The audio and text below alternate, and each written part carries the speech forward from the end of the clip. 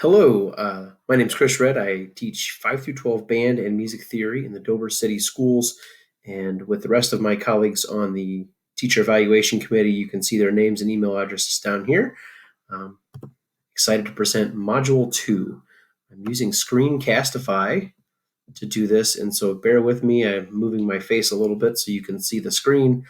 Got my little pointer set up here, and we'll give this a go. If you haven't used Screencastify, they are offering a free extended use.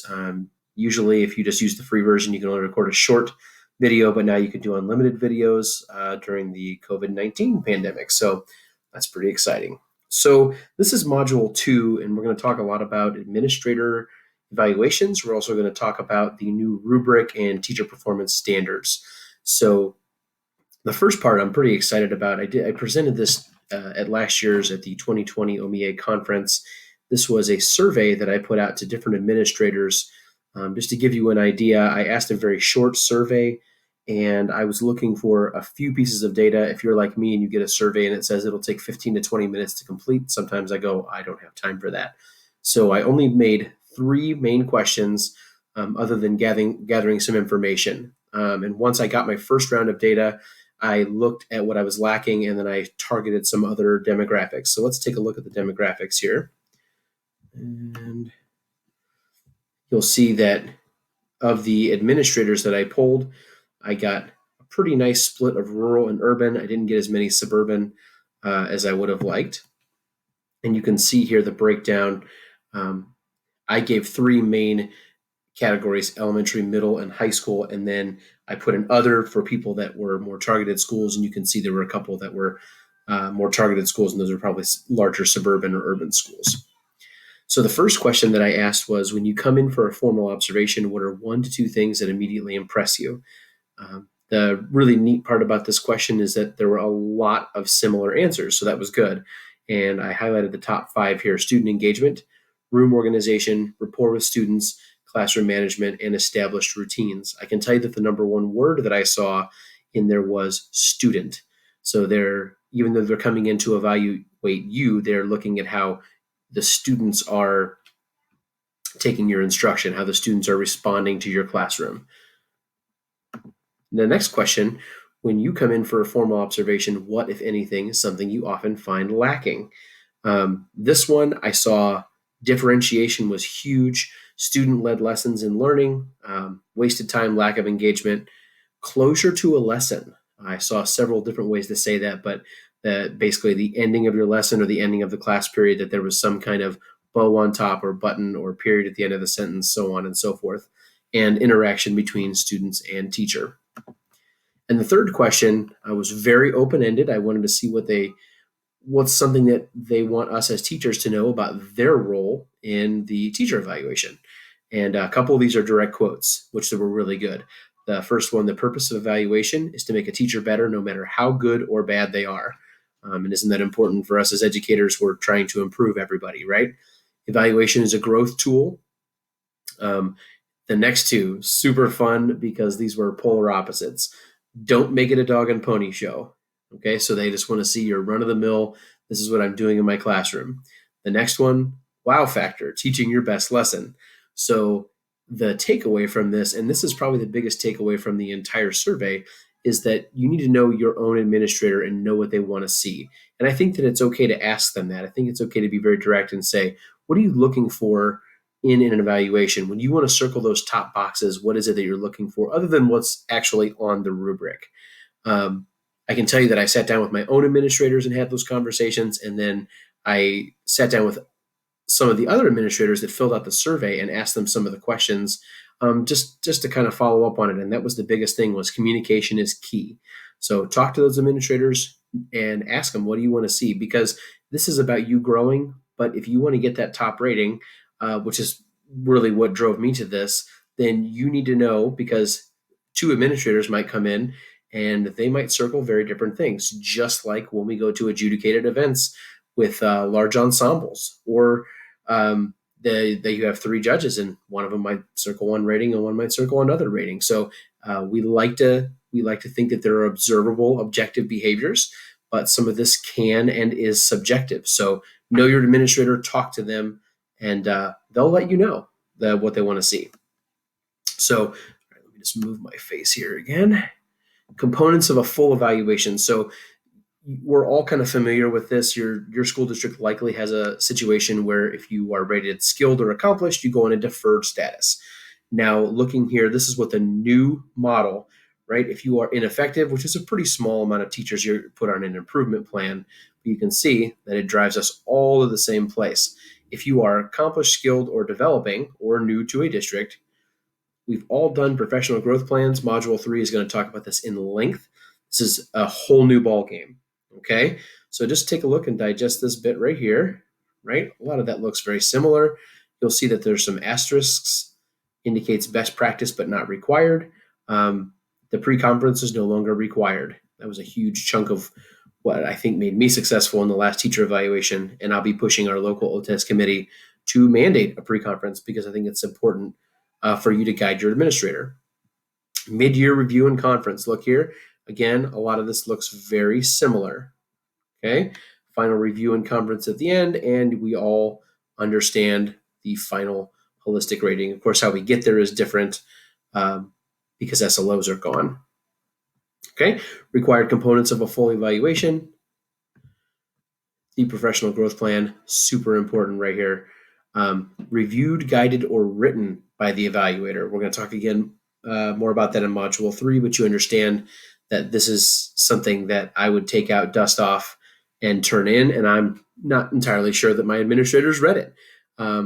That's no longer going to be the case. This is huge. It's a huge part of what we're going to do. Look at the formal holistic observation. Okay, I'm just going to briefly run through these. Observation of a class period or a lesson, minimum 30 minutes. May be announced or unannounced. Evaluator documents specific information, observed and analyzed using the teacher performance evaluation rubric. Narrative summary completed by evaluator. Observations will not include audio video recording unless written permission is granted by the teacher.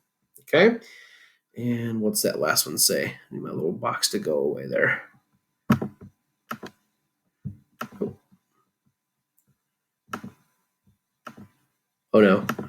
Oh no, what have I done? I'm going to exit, and I'm going to go back a couple slides. And let's represent. Okay. So I can't make that go away. I probably could have gotten there from there. Okay. Walkthroughs. Did I get through this? There it is. Frequency of observation dependent on contract. So that's your teacher contract. Sorry, that took a chunk there, folks. Okay. Walkthroughs. This is very similar to what we're doing right now. Must have at least 2, can be announced or unannounced. But the really cool part about this is that you can drive what the walkthroughs are looking for. They can have a focus on a general strength area or an area for improvement. Okay, formal focused observation. I'm going to let you just read through those because this is very similar to what we're doing right now. I will turn my pointer back on, and I'm just going to highlight this last one while you're reading.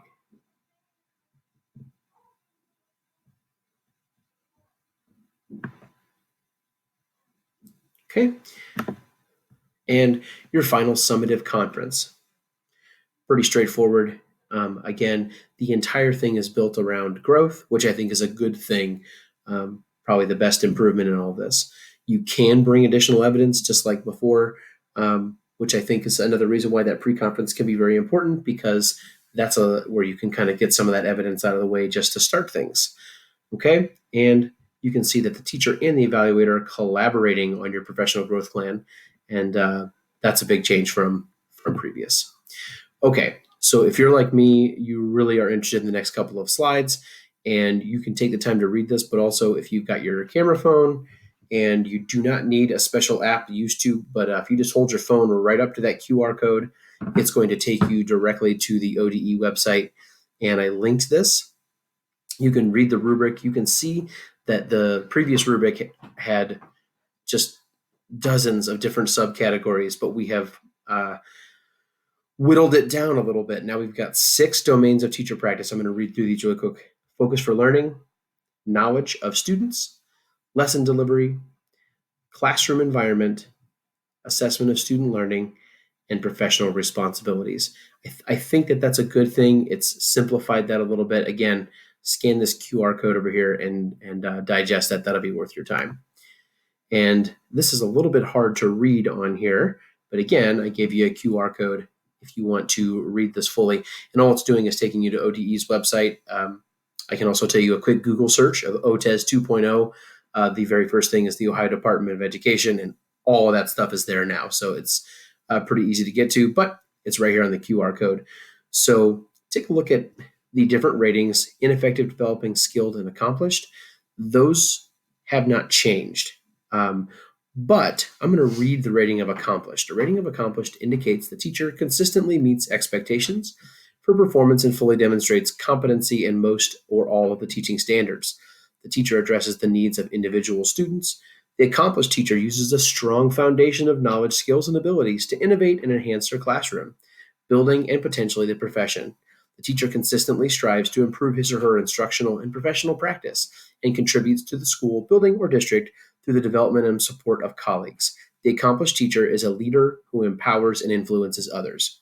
Now, if you were reading that along with me, you'll notice that a ton of that doesn't necessarily pertain to an individual lesson in your classroom. So you're going to be asked to provide documentation of lots of things that you're doing outside of the classroom to inform your work inside of the classroom. So you can see that even though the name accomplished has not changed, what it takes to be accomplished has most definitely changed. So take some time to read that. I'm going to go back one here. This is another great rubric to read because it breaks down each one of the subcategories. These two documents, super important if you're looking to get those top ratings. Okay, so just as an overview, we have our first module, which if this is the first module that you're seeing, you can go back and you can take a look at the overview of OTES 2.0. The next one, the next two, quite frankly, are going to be the most important, I think, because the professional growth plan has taken on a whole new life. And then we no longer have SLOs, but what we do have is high quality student data. So we went from a 3-letter acronym to a 4-letter acronym. Get ready for HQSD coming at you. So you're going to want to pay attention to those. And that wraps up my second module. I believe we have, I'm trying to move my face, don't mind me. The last slide here, and of course I moved it right to the QR code here. I'm just going to hold, and I'm just going to make me fly around while I talk. Again, you've got a QR code right up here, and that oh no, I've ruined everything. There it is. The QR code is going to take you to a Google form where if you have questions, you can send those. It's going to go to the committee, and we'll be able to help answer them. Our email addresses are right over here.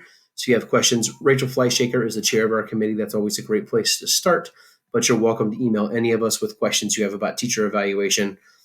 We've been spending a lot of time reading and putting this together, so we can probably either help you or get you to a person that's going to be able to help you.